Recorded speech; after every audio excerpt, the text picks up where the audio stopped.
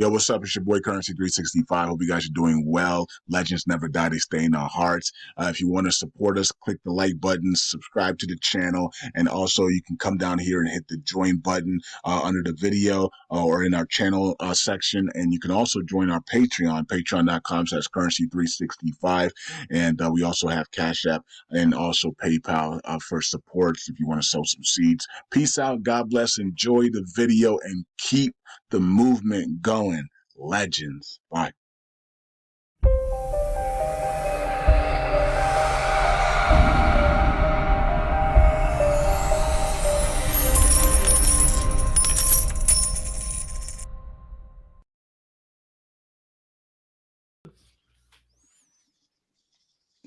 Nice. We're just waiting for Evan to get up here and then we'll get started. We got a pretty stacked panel today, which I'm excited about. Welcome to all of the lunatics here. Good to see you guys in 2024. Hey, everyone. All right, we got Evan up here. So why don't we get started? So welcome to another episode of Talking Terra with TFL. My name is Zion, and I'm the head of communications at TFL. Today, I'm joined by a number of all-stars. So we've got Stephen, the product marketing manager at TFL. We have Miguel, who is the co-founder of Pulsar and also the head of product at TFL. We've got Mike, who is the engineering lead at TFL. And we have Evan, who is the docs team lead at TFL, as well as the grandmaster of Alliance DAO. So there's a ton to talk about as we head into the new year, but we'll start with Mike giving us an update on Station V3. Then we'll talk about the 2 Terra governance proposals we've been working on, have Evan touch on Alliance DAO and what's been happening there with the Alliance DAO NFT collection mint. And then we'll have Miguel talk about Pulsar. And then we'll see where we are on time and maybe also cover enterprise and a chain upgrade coming soon. And if anyone has any questions in the audience or would like to discuss something throughout the space, as always, just request to speak and I will add you as a speaker. Or you can also, if you don't want to speak, but you still have a question or something you would like us to discuss, just drop a reply to the tweet for this space and we will check that throughout and try and get to those questions as well. But we'd like these spaces to be more of discussions versus just us kind of cycling through a number of updates. So definitely feel free to jump in at any point. Like I said, just request to speak or drop a reply. All right, so with that, why don't we start off with Mike? Do you want to start us off by talking about how things are going with development on Station V3? Sure. Thank you very much. Hello, everybody. Thank you for joining us. So development is going pretty well with Station V3. So we're working on basically kind of 3 products in one. The primary product being the extension, the browser-based extension, but then we also have the dashboard experience, which is kind of the website, and then we also have the mobile experience as well. So the extension is what we're going to kind of roll out with first. I think that's what most people are familiar with, and principal development on extension is pretty much completed at this point. We're now in beta testing and going back and forth, kind of fixing bugs and improving some things here and there. And dashboard and mobile are following right behind.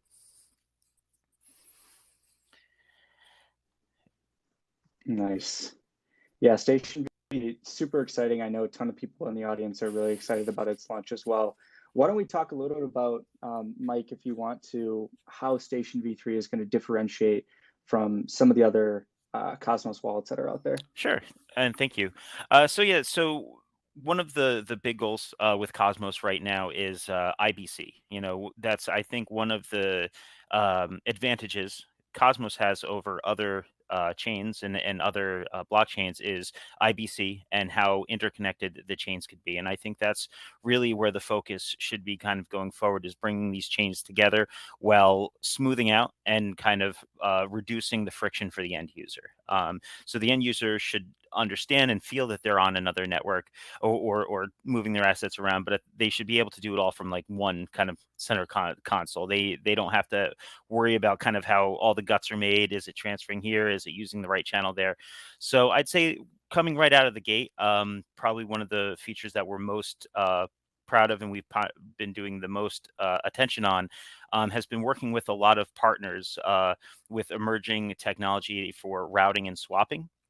So we're putting in cross-chain swaps directly into the wallet experience so that we get the optimal routes, whether wherever your chain is. We're using routing partners to kind of find both the most economically advantageous routes, but at the same time, we want the lowest delay. So we don't want to have to wait these very long times for relayers to swap back and forth. And so I'd say yeah, cross-chain swaps is where we're starting, and kind of the kind of unsung hero of all this is also our infrastructure.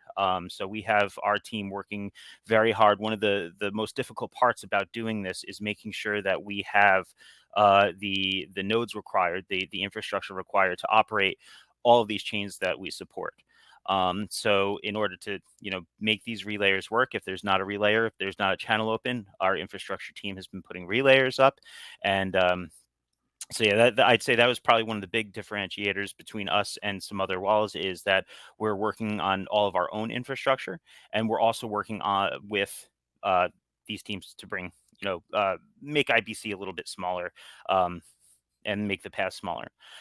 With those cross-chain swaps, though, something I'm really excited about that I've been playing with for a while now is what we're doing for fee abstraction. So leveraging the swap partners and the routing partners, we want to take the friction out of moving to another network. Maybe you just transferred some USDC over from one of the USDC bridges, or maybe you went through Axelar or something like that, or maybe you on-ramped directly into Cosmos. What our goal is to make it so that you can use the entire Cosmos network without necessarily having to worry about having the L1 tokens. You want to do something on Juno, something just happened on Terra, something just happened on Osmosis. We want you to be able to use the station wallet to be able to interact on those chains and not worry, you don't have the gas. Or maybe you accidentally sent a transfer over to something and your funds are on this chain, but you don't have the L1 token to get it off of that chain. We're using the swaps that we put into the cross-chain swaps to do fee abstraction. It's kind of like a transmute. You want to take the funds that you do have, whether it's Luna or whether it's another L1 token, and we want you to be able to transfer that into any other L1 token so that you can we're kind of greasing the pipes to make it nice and easy to go around.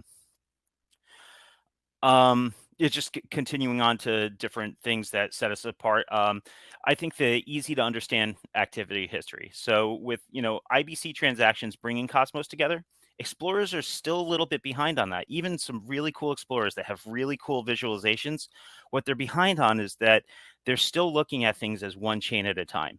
When you're in your wallet and you do an IBC transfer, something like that, you don't want to just see the first transfer. You want to see the first transfer, the last transfer, and anything in between. We're taking the transfers that you do within station or even without a station on the same wallet. We're taking those and we're putting them into very easy to understand activity history.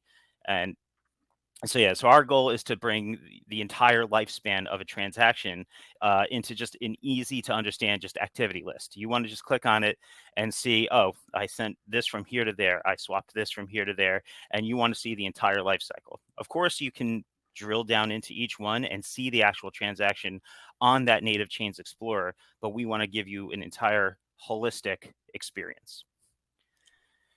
So yeah, and then I'd say one other thing that kind of sets us apart is, and I think this kind of echoes back to a lot of Terra's history in our approach to money and approach to fiat currencies, is that while USD is a standard, we're providing conversion within the wallet, so you can see what your values are in your currency. So whether the value is relative to US dollars, euros, pesos, yen, yuan, we offer a variety of currencies and languages for that matter so that you can localize your experience to what matters to you. And so yeah, I'd say those are probably I kind of rattled off there for a little while, so and didn't really pause for any questions. So if you had anything Zion, that you wanted to touch base on there specifically, sorry, I kind of just machine gunned that off a little bit. No, that was fantastic. Yeah, so hopefully everyone caught everything that you had mentioned there. I think that it'll be even more clear, obviously, when Station launches, how exciting some of these features are and how much they simplify the UX, interacting with multiple blockchains. I think most people within Cosmos, even though some chains can be a bit more kind of religious in nature, kind of a bit more maxi than others, most Cosmos users are interacting with multiple chains. And Station V3 will be unequivocally the easiest place to interact with multiple chains within Cosmos. And that's because of these features like native cross-chain swaps, fee abstraction, so you don't need to worry about, which tokens you're holding in your wallet at any time to, do different things that you want to do, send tokens around, do a swap, etc. Obviously seeing everything that you're, able to do and like an easy to understand activity history spot going to be super useful. And then obviously appealing to Station's global audience. I mean, Station's a product that has hundreds of thousands of users, worldwide, and there needs to be a way for those users to access and utilize the application without needing to do manual conversions. I know our old friend Don Quar used to talk about way back when about needing to do conversions to the euro because everything back then was denominated in dollars pretty much. So that's going to be a super useful feature for the global audience that is not denominating things in dollars. Mike, maybe you want to talk a little bit about some of the launch phases. So as you said, there's obviously multiple kind of products built into one name, which is Station V3. You have like the extensions, you have the mobile app. So do you want to talk a little bit about what we're planning for the launch there so we can get these products out as quickly as possible and people can start using them? Yeah, sure. Thank you very much. Yeah, so right now we are actually just transitioning from our internal alpha phase to an external beta phase. So we've gotten a lot of just great feedback from internal users. We really want to target even non-technical users and technical users alike. I think in crypto specifically, I think it's very important to pay attention to both the user experience and the developer experience. And so we've been collecting a lot of feedback from both communities on wallet implementation and how some of these things work and what things we want to, how we want to just move around certain things in the interface or kind of optimize some of the feedback. So right now we're moving from on the extension side, we're moving from the internal alpha to the external beta. And so, yeah, so that works. Right now we are supporting all the major Chrome-based browsers. So you've got Chrome, Edge, Arc, and Brave. That's who we're targeting, like the primary target for the extension. For the dashboard features, something that I'm really excited about is working with the Pulsar team, who's recently joined the TFL team, to bring that kind of dashboard experience directly into Station desktop. So when you get to your portfolio, you have a really good holistic view of everywhere that your assets are. And so that's one of the major features we're putting in. That so the sequence of things is we're going to be the beta 4 extension is going to be out first. And then we're going to be moving to the dashboard very soon after, and they'll probably be releasing around, the same time together. And so the other features that are included in the dashboard are, you have your staking and governance with a lot more rich data about what's going on there. As I mentioned, the activity list that exists in the wallet will have a more comprehensive view of that activity list on the dashboard. And all of the staking, governance, voting, and all of that stuff that you're used to being in the Station desktop, that's all going to be in there. And then also, of course, last but not least, is our mobile experience. That takes a little bit more testing. That's being all developed in what's called React Native. And so what that means is that we're able to produce the same application and ship it to both iOS and Android. And I'm very, very excited about the mobile experience. As a Station user for several years now, I was always very, very proud of the fact that we had the #1 mobile experience, I would say, in all of crypto. You know, before we kind of went interchain, I'd say that the Terra community had the best mobile experience. I'd say consistently the most mobile dApps that were mobile first, and then progressive web apps as well. And so we're really trying to target that feel with the V3 launch of the mobile app as well. So that we're getting into test flight and the other mobile testing apparatuses so that we can both facilitate internal testing and then start to spread that out to other users. But that's where things definitely kind of open up a lot more, because you have different mobile experiences depending on where you are in the world. You might have really good coverage, not very good coverage, and we want to make sure that we give you the most robust experience and access to everything that you expect to have in the extension in the mobile app. Thanks for that, Mike. That was super helpful. Yeah, and if anyone here wants to follow along with station updates and keep an eye out for any leaked content on Station V3, you can follow at Station Wallet on Twitter X here, and then you'll be able to get all those updates right from there. If anyone has any questions about Station, I'm going to look at the replies here, Mike. I did see a couple questions here about Station. So one was about Station Desktop. Is there going to be a Station Desktop V3? Do you want to answer that?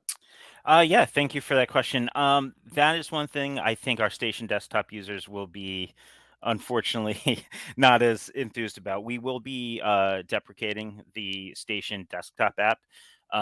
We've just had found that a lot of the overhead around maintaining an entire separate app was a bit prohibitive to further development. So when the V3 launch happens, the current state of the desktop app will be kind of like frozen where it is.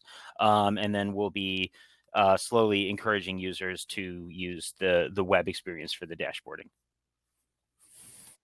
Yeah, so it's the desktop app as it is now is basically it's the same experience that you get with the web app version, right? Unlike if you look up station.money and you're using it, that's what when we say web, that's what we're referring to. If you were to go to station.money and you're using the station right on your browser, in conjunction with your extension, that's going to be exactly how you use Station V3 as well. So you'll be using the extension if you're using different applications within the Terra ecosystem or in other ecosystems as well, and then you'll be using the web app, or we're going to be calling that the dashboard moving forward, for doing things like staking, governance, monitoring the performance of your assets using the dashboard, looking at your activity history, which you'll also be able to do in the extension, but you'll be able to do all of that from the web app as well, or from the dashboard. Let me see if there's any other questions here. Deving.zone would be nice to see XAU and BTC as local currencies in Terra Station V3. I don't think those are going to make it into V3, but possibly in the future, sir. All right. Any questions from the audience here on Station V3 and the upcoming launch? Otherwise, we will transition into talking about the first of two governance proposals that we've been working on.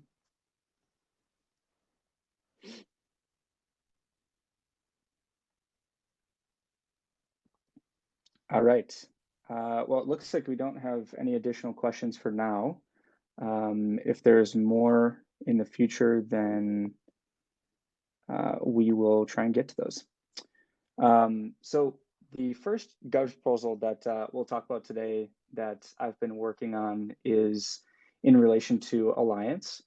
And so just to give a brief overview on Alliance, so Alliance is an open source tool that really just allows blockchain communities to vote on which assets can be staked on their chain to both earn staking rewards as well as be redistributed to native token stakers.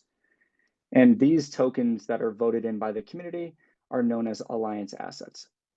So almost any token can qualify as an Alliance asset. So this is kind of the versatility or the generalizability of this tool, is you could whitelist things like liquid staking tokens from other blockchains, which Terra has already done, liquidity provider tokens, stable coins, receipt tokens from depositing into different DeFi applications, really any of those things. So that versatility empowers blockchain communities to not only form these mutually beneficial relationships with other chains, and that's where the name Alliance comes from, but also redirect some of their staking rewards to incentivize various activities that benefit the entire ecosystem.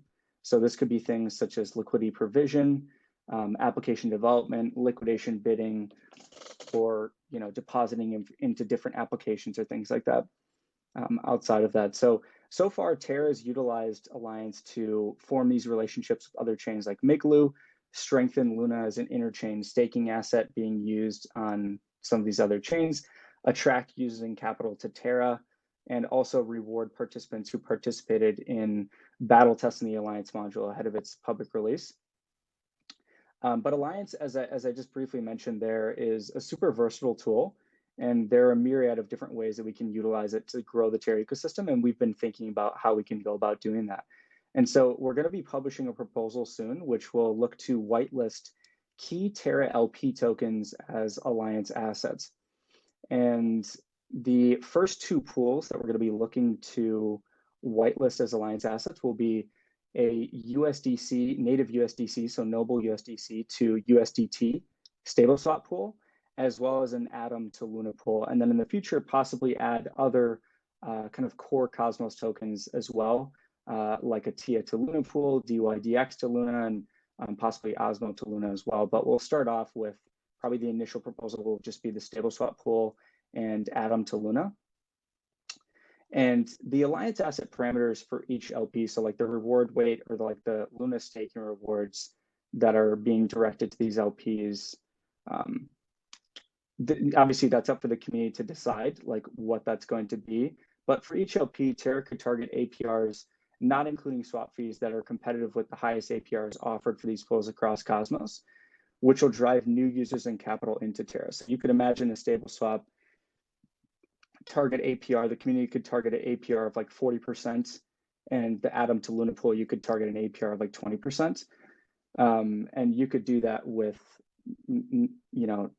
kind of somewhat of an insignificant amount of total Luna staking rewards. And the way this would work from a UX perspective for those who might be curious is, essentially, once these LP tokens are whitelisted as Alliance assets on Terra, users will be able to basically, just how they would provide liquidity normally, get the tokens, either both of the tokens or one of the tokens, go to a DEX, provide liquidity, and then they would just on station stake their LP tokens in the Alliance module to earn additional Luna staking rewards. They'd be earning swap fees, any additional external incentives on those pools on the DEX, if there are some, as well as the Luna staking rewards from the Alliance module. And incentivizing users to provide liquidity to these pools on Terra offers a number of benefits to the Terra ecosystem. So first and foremost, as I mentioned, attracting new users and capital to the Terra ecosystem, because these rates are going to be more competitive or on par with the rates that you would get anywhere else in Cosmos. It also drives increased stablecoin and Cosmos token transaction volume to Terra, which will lead to a higher staking yield for Luna stakers. It'll increase the liquidity and the tokens available for projects that want to build DeFi on Terra. So continuing with the trend that TFL has spearheaded on Terra by providing liquidity for blue chip assets on Terra, this is going to be continuing that with strengthening the liquidity for stablecoins as well as core Cosmos tokens on Terra. So that will make Terra an even more auspicious environment for developers to build DeFi applications on top of that liquidity and those tokens. And it also provides a powerful example of how chains can utilize Alliance to strengthen their economies. So just further providing more examples of why chains would integrate Alliance and form an alliance with Luna, for example. And let me give a brief overview of kind of the reward allocation model here. It's very similar to the way that we've been, the way we implemented the virtual token model with liquid staking tokens on Terra. So, we would be using a virtual token similar to what we've done with LSTs on Terra, allocate a portion of Luna staking rewards to that token, let's say 5 or 10% of Luna staking rewards go to that token, just as an example, and then have them provided to each Alliance LP. So, the way we divvy that up, we'll kind of outline, what the reward weight that we're targeting there is, and then how they'll be kind of broken up between the different LPs, because we'll obviously add to this. These are just the two first starting pools, but we'll add to it over time, most likely. So, those rewards will be like what we, like the total Luna staking rewards that we put in the proposal will be what we use for it'll be like the pool of rewards that go to all future LP tokens that we whitelist as Alliance assets for this purpose. And to the extent that the amount of Luna staking rewards go into these pools is too much, for like a target APR or something like that, we can redirect the excess Luna back to Luna staking rewards for native stakers so that nothing goes to waste. So that's kind of the proposal there. So let me pause there. I know I kind of threw a lot out there to see if anyone has any questions or anything they want to discuss with regards to that.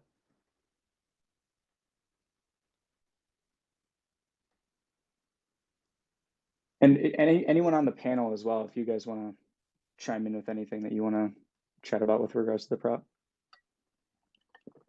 Shout out to Evan, by the way. Evan helped with on the research side of things, modeling things out for what we might want to set for reward weights and things like that for the proposal. I'll just check the replies here to see.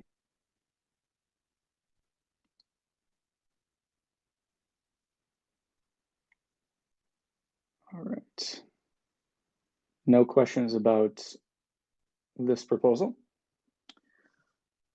All right. Well, we're gonna be publishing this proposal in the coming weeks, so stay tuned for when that goes live on Agora, and then you can join the discussion there to talk about that and any of the specific parameters or the proposal from a fundamental perspective as well. And then with that, I will hand it off to Evan. Evan, do you want to talk a little bit about Alliance DAO? Also in the vein of Alliance, this is the project that we recently launched, as well as the NFT collection that went live as well. Do you want to talk about that, Evan, and maybe give an overview of the claim that's happening now? Hey, sure. Can everybody hear me? Yes. Cool.